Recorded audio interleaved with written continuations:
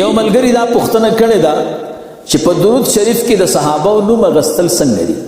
نو د صحابه نوم غستل په درود شریف کې دا صحیح دي.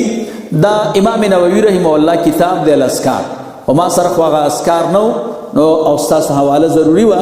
نو د جلاء الافهام فی فضل الصلاة والسلام علی محمد خیر الانام دا د ابن قیم جوزی رحمه الله کتاب دی، او د دې صفحه دا 408 دا عمره امام نووي رحمه الله د الاذکار باندې حواله ورکړي چې کله باندې رسول الله مبارک صلی الله علیه وسلم باندې درود شریف ویل شي نو تبعا للانبیاء یا تبعا للنبی صلی الله علیه وسلم سړی په صحابه کرامو باندې درود شریف ویلی شي.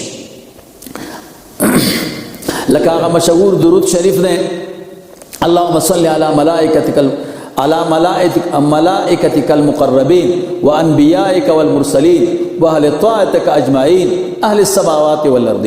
دا سنور روایاتو کې د صحابه کرامو ذکر راغلی په درود شریف کې، نو لہذا دا جایز دی. جلاء الافهام اول جلد او صفحه د 408.